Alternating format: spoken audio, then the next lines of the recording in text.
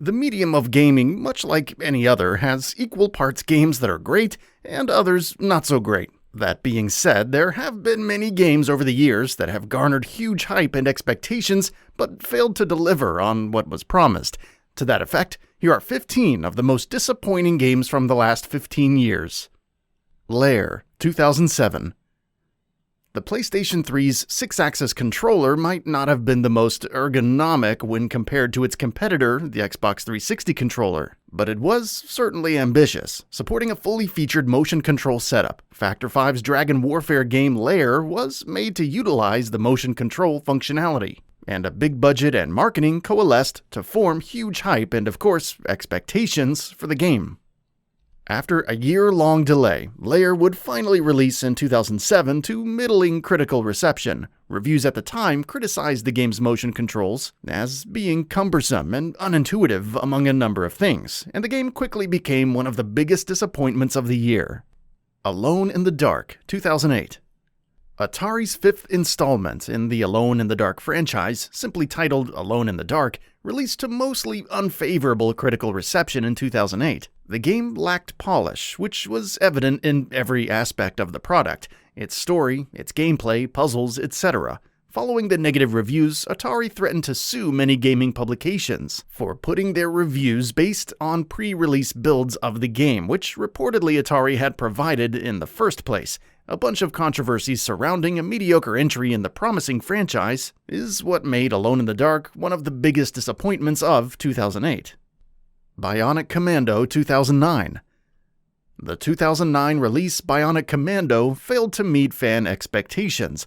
BIONIC Commando sees players controlling protagonist Nathan Spencer across radiation-filled and challenging environments. Players could use the game's innovative hook mechanics alongside progressive unlocks to traverse the game's linear levels. However, an ever-looming feel of unpolished game design became the biggest criticism for the game. The game had janky animations and level designs that can be best described as flawed, which ultimately made it a huge disappointment for series fans. Lost Planet 2, 2010. The developer fumbled once again with its output in 2010 with the release of its highly anticipated Lost Planet 2. The original Lost Planet had a ton of potential, which could have been honed in and built upon for the sequel. But flaws in the sequel's mission design, annoying boss fights, and general issues with the game's enemy AI, alongside others, made Lost Planet 2 a big disappointment for anyone interested in the game. Duke Nukem Forever 2011. Duke Nukem Forever is perhaps one of the most exquisite examples of development hell. Development for Duke Nukem Forever lasted what seems forever, with the game finally releasing in 2011 after 15 years in the making. Of course, all went to hell since reviews for the game quickly labeled it as a big disappointment, thanks to dated visuals, clunky gameplay, and distasteful humor. Duke Nukem Forever is a great example that, while more development time is mostly great, it doesn't always guarantee a good game. Resident Evil 6, 2012. In the 2010s, the survival horror series deviated quite a bit from its roots. The developer continued to up the game's action elements with each new entry and finally crossed the line with 2012's Resident Evil 6. Series fans didn't like the game's current direction, focusing more on action and set pieces over genuine horror, which ultimately made the entry a divisive one in the franchise. That being said, many fans have come around to appreciate the game's better qualities with time. Aliens Colonial Marines, 2013. Fans of the Aliens franchise were looking forward to Aliens Colonial Marines for a long time, which failed to deliver on expectations by a massive margin. In 2013, the game's development was heavily outsourced, which ultimately resulted in a ton of bugs, glitches, and other technical and game design inefficiencies. The game's release build looked significantly worse than its press demo counterparts, which further added fuel to the already raging fire. Thief, 2014. Thief was one of the biggest names in PC gaming, and a series revival built for modern hardware was certainly appreciated and highly anticipated. However, the Eidos-Montreal developed Thief failed to capture the essence of the franchise, with watered-down stealth mechanics and a tacked-on open-level environment. While some were appreciative of the developer's efforts in translating the franchise for a new audience, most were underwhelmed with the final product. The Order 1886, 2015. The Order 1886 was a new and promising IP for Sony's PlayStation 4. The game started development all the way back in 2010 and was finally released to mixed reception in 2015. The game's alternate history London setting looked slick thanks to great texture work and art design, but it failed to deliver an equally competent gameplay loop, which was marred down by an underwhelming arsenal of weapons and its simple cover mechanics.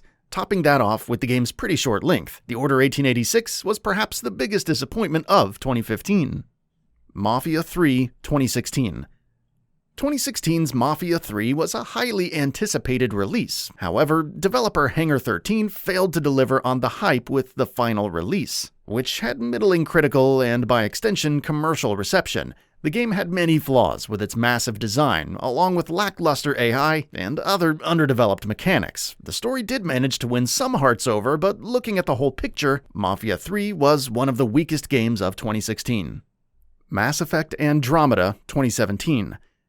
BioWare's Mass Effect series is still renowned as one of the genre's finest, and legions of fans were naturally looking forward to what the developer had in store. Headed by a new team, the game fumbled with its protracted development cycle and was finally released to negative critical reception in 2017.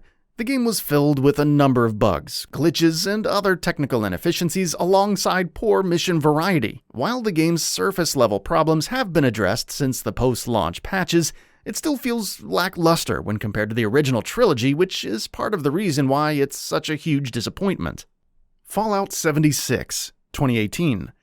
Fallout 76 was certainly one of the biggest disappointments of 2018.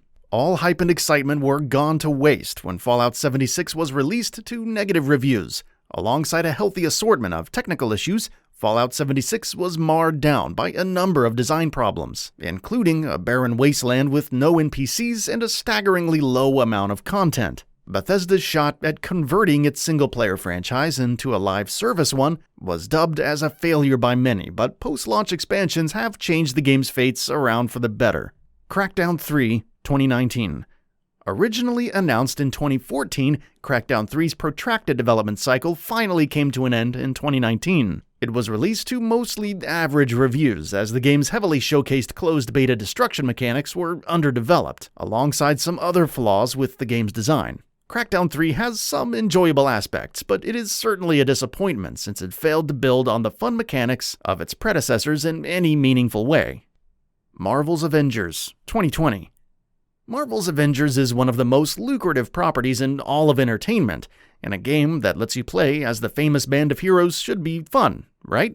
Well, that's what publisher Square Enix thought when it asked developer Crystal Dynamics to make a live service game out of the Marvel property. However, an uninteresting loot system, microtransactions, and loads of bugs and glitches made Marvel's Avengers a big disappointment. Content updates have, well, added more content to the game since release, but none has addressed the biggest issues with the game's design elements. BIOMUTANT, 2021. Experiment 101 took a massive undertaking with BIOMUTANT, an open-world action RPG that sees players taking control of a customizable mammalian warrior as it embarks on a quest to rid evil in a post-apocalyptic world. Fans would patiently wait for information on the game, and following a number of delays, BIOMUTANT was finally released in May of 2021. Critics pointed out issues with the game's simple combat loop and a barren open world with nothing interesting to explore. Ultimately, Experiment 101's ambitions got the better of them, and BIOMUTANT, as it stands now, is looking to be the biggest disappointment this year. And that brings us to the end of the video. A quick request: we upload new videos every single day, and if you like what we're doing, please consider subscribing. It really helps us out. Also, don't forget to enable all notifications by clicking the bell icon so that you can receive daily video updates. Thanks for watching.